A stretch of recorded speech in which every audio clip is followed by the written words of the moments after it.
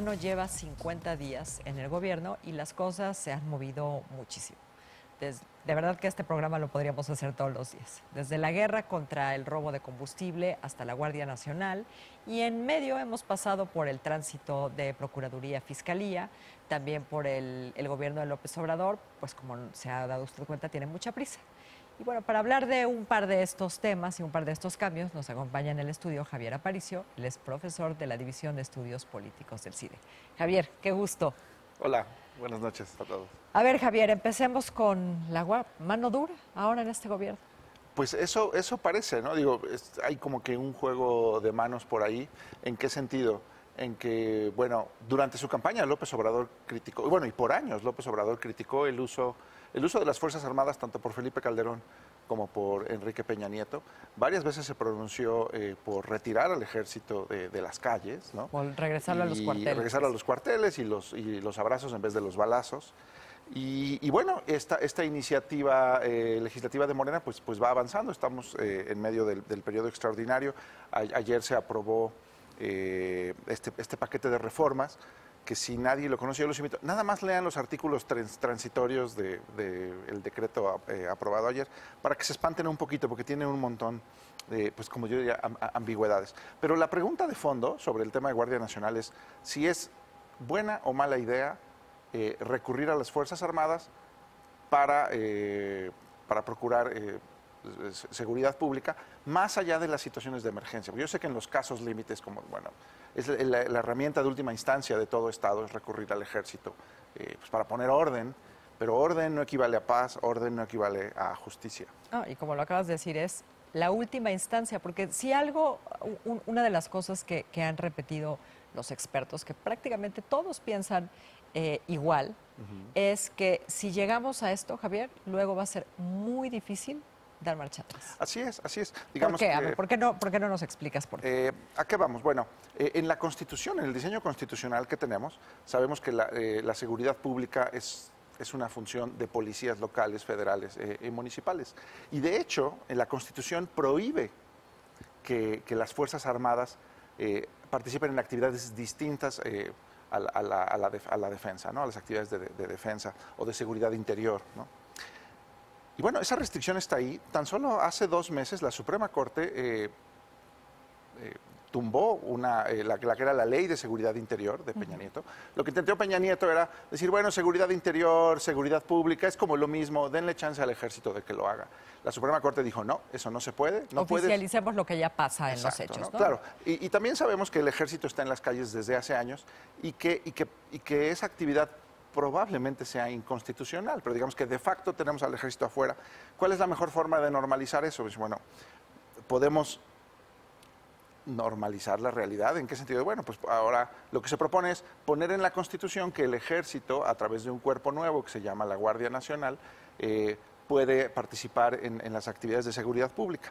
Ahora, hay muchos dimes y diretes, no, es que pues son soldados, pero en realidad se van a volver policías. Bueno, la declaración de esta mañana de López Obrador en la mañana era de no, es que es muy importante que las Fuerzas Armadas sí puedan involucrarse en actividades de seguridad pública. Creo que es muy obvio de lo que estamos hablando. Va a faltar una ley secundaria, incluso si se aprueba esta reforma constitucional. Yo creo que hay que ir con mucho cuidado, porque no solo se trata de ver la experiencia reciente de México, digamos, ¿cuál es el diagnóstico según el cual la participación de las Fuerzas Armadas está funcionando o no? ¿Dónde están los datos? Yo creo que es bastante confuso.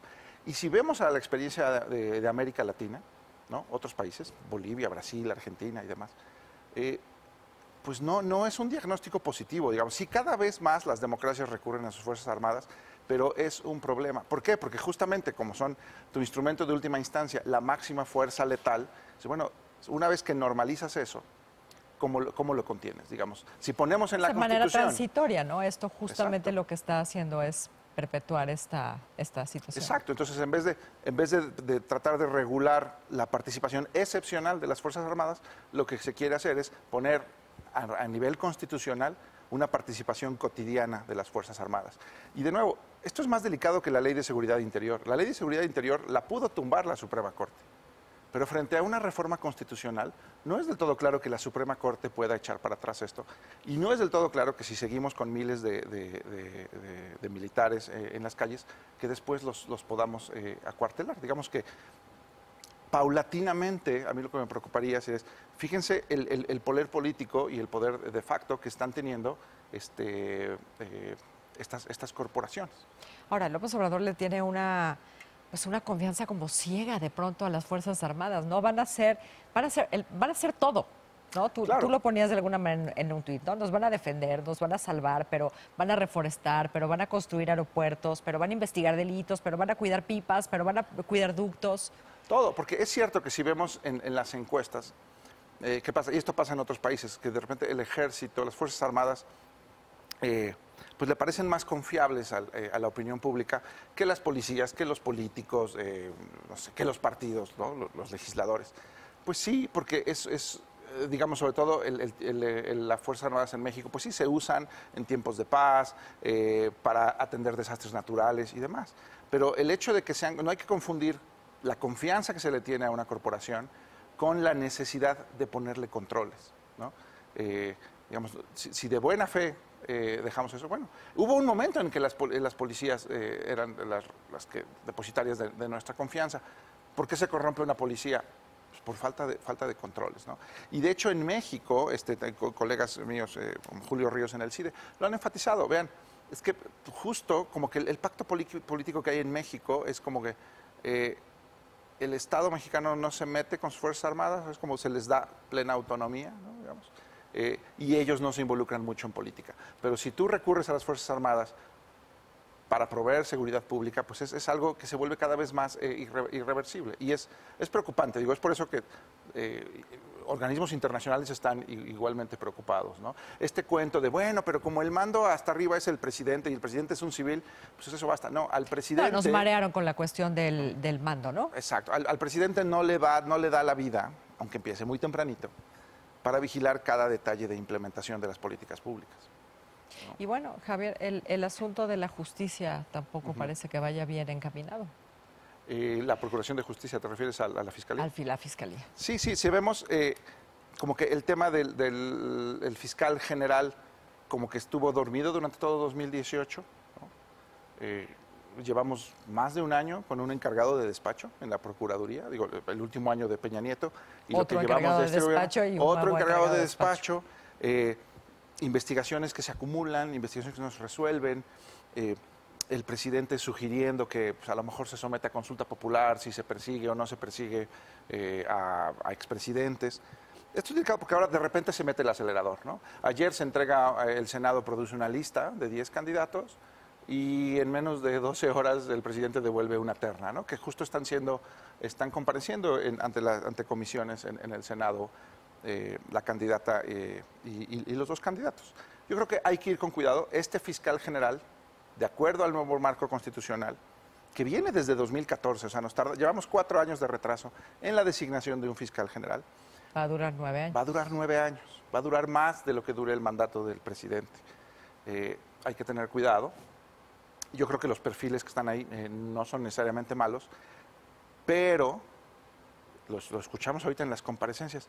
Hay esta discusión de, bueno, si no hay mucha autonomía, es algo muy parecido con lo del ejército, de, bueno, no te preocupes por el ejército porque el señor López Obrador va a estar atento ahí todas las madrugadas. No te el preocupes perfil con no es el problema, fiscal. ¿no? Bueno, el perfil es importantísimo, Sí, por claro. supuesto, pero el perfil no es el asunto de fondo. Exacto, es un asunto del perfil y de que cuente con el marco legal suficiente. Sabemos que hay toda una agenda sobre el artículo 102 constitucional que está pendiente, faltan nombramientos de otros fiscales, de otros tribunales. O sea, no sabemos si López Obrador va a querer continuar con el plan del sistema anticorrupción o lo va a echar para atrás. Hay que tener mucho cuidado con este nombramiento, porque de nuevo, tanto la reforma de Guardia Nacional como el nombramiento de fiscal requieren mayoría calificada. Morena tiene mayoría simple, pero no tiene mayoría calificada. Aquí es de las pocas oportunidades en que los partidos de oposición podrían tener un poder de negociación frente a Morena, ¿no? Decir, bueno, el PRI parece que no quiere usar el suyo. El PRI parece que ya bajó los brazos. Sí. Javier, como siempre, un gusto. Muchas gracias por estar aquí. Buenas noches. Y